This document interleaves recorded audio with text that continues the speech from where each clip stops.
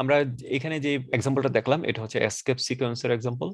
আমরা যে class open করছিলাম এসকেপ সিকোয়েন্স এক্সাম্পলে, ওই ক্লাসের মধ্যেই আমরা যদি চাই যে 8787 মাই রোড NY, এটাকে আমরা তিনটা লাইনে লিখবো, বাট সিঙ্গেল ভাই, কোটেশনে। জি বলেন। সরি, আচ্ছা, এগুলো কি মুখস্থ করতে হবে, আমাদের মেমোরাইজ করতে হবে? না, এইগুলো করতে করতেই মেমোরাইজ হয়ে যাবে। আপনি যে পুরো উইকে এই কুইজগুলি করেন তাহলে মেমোরাইজ হয়ে যাবে। ও, আচ্ছা আচ্ছা। হ্যাঁ, মানে মেমোরিতে নিতে হবে এমন কোনো ইয়া নিয়েন না। এটা করতে করতে এটা মেমোরাইজ হয়ে যাবে। আচ্ছা, আমাকে 5টা মিনিট একটু সময় দেন। জি।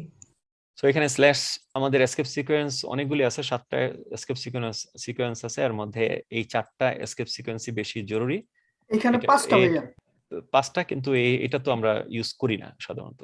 হ্যাঁ, সো এই 4টা slash n slash double quote and slash slash and slash টি।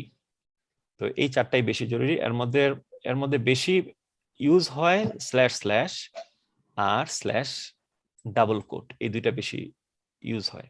এটার মিনিংটা হচ্ছে, এর মধ্যে আমি যদি একটা লাইনে যদি প্রিন্ট এলেন একটা স্টেটমেন্ট যদি আমি 3-4 লাইনে এক্সিকিউট করতে চাই কোনো কিছু, তাহলে আমাকে এই স্ল্যাশ এন দিতে হয়। যেমন আমি দিলাম, এটা রান করলাম, এখানে দেখেন, এখানে 87 মাই রোড, এর পরে আসলো একটা নেক্সট লাইনের স্ল্যাশ এন, দ্যাট মিনস এটাকে একটা এন্টার করলো, সেকেন্ড লাইনে চলে গেল, পরের লাইনে নিউ ইয়র্ক এই পর্যন্ত প্রিন্ট করলো, প্রিন্ট করে আবার একটা সেকেন্ড লাইন পরের লাইনে চলে গেল, এটা NY 1134। তার মানে স্ল্যাশ এন হচ্ছে just enter a new line, এটা মানে হচ্ছে স্ল্যাশ এন। এটাকে এসকেপ সিকোয়েন্স বলে। অ্যানাদার এসকেপ সিকোয়েন্স হচ্ছে, যদি কোনো আমরা কনসোলের মধ্যে যেমন সিটি নেম ডালাস এটাকে প্রিন্ট করতে চাই, যদি আমি এসকেপ সিকোয়েন্স না দিই তাহলে সে এরর দিবে। কেন দিবে? কারণ স্টার্টিং ডাবল কোট এটা তো ঠিক আছে, পরে জাভা খুঁজবে তার এন্ডিং কার ডাবল কোট কোনটা, সে কনফিউজ হয়ে যাবে যে এইটাই মনে হয় তার এন্ডিং ডাবল কোট, আসলে তো আমার এইটা এন্ডিং ডাবল কোট। তাহলে এই দুইটা ডাবল কোট কি, জাভা বলবে আমাকে। আমি বললাম যে দেখো, এটা তো এই দুইটা তো আমি প্রিন্ট করতে চাই। তাহলে ও আচ্ছা, তাহলে তোমার এটা প্রিন্ট করতে চাও, তাহলে তুমি এটাকে এসকেপ সিকোয়েন্সে দিতে হবে। কারণ আমার তো একই একই জিনিস আমি স্টার্টিং এবং এন্ডিং এ ইউজ করি। তাহলে যদি তুমি একই জিনিস এই ডাবল কোট মাঝখানে প্রিন্ট করতে চাও, তাহলে তোমাকে ব্যাকস্ল্যাশে দিতে হবে। ওকে, তাহলে আমি এসকেপ সিকোয়েন্সে দিয়ে দিলাম, একটা ব্যাকস্ল্যাশ দিয়ে আমি দিয়ে দিলাম ডালাস, তো সে ডালাস প্রিন্ট করলো এখানে। ঠিক তেমনি ভাবে সিঙ্গেল কোডকেও একসময় এইভাবে করতে হইতো, কিন্তু এখন লেটেস্ট ভার্সনে সিঙ্গেল কোডকে ডাইরেক্ট সিঙ্গেল কোড হিসেবে ইউজ করা যায়, দুইভাবেই করা যায়। যেমন এইভাবে করলেও হবে, যে এইভাবে করলেও এসকেপ সিকোয়েন্স ইউজ করি এবার না করি, সিঙ্গেল কোডের মতো করে প্রিন্ট হবে। আমার যদি কখনো অ্যাড্রেসের মধ্যে কিংবা আমার ডাটার মধ্যে ব্ল্যাক স্ল্যাশ থাকে, তাহলে এসকেপ সিকোয়েন্স করলে তো সমস্যা হবে। তো যদি আমি এইভাবে 1 2 3 ব্যাকস্ল্যাশ এইভাবে যদি আমি প্রিন্ট করি, তাহলে বলবে কি যে এই এসকেপ সিকোয়েন্সকে সে চিনতেছে না, কারণ 7টা এসকেপ সিকোয়েন্স আছে। এই যে দেখেন, মাউস হোভার করলে দেখা যায় BTNF-R এবং BTNF-R, এন্ড আমি এটা প্রিন্ট করি।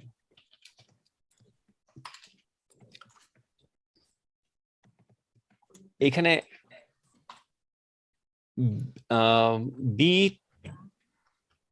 বি তারপর আমি যেগুলি নাকি আমাদের কাছে লাগবে না, আমি এগুলিকে সাইড করে ফেলতেছি।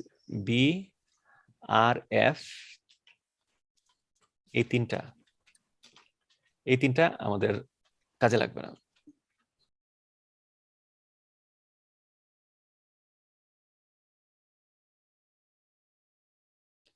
আমাদের সবচেয়ে কাজে লাগবে বেশি হলো এটা, আমি ক্রম অনুযায়ী আমি এখানে বসাই দিই। সবচেয়ে বেশি কাজে লাগবে এটা, তারপরে লাগবে এটা,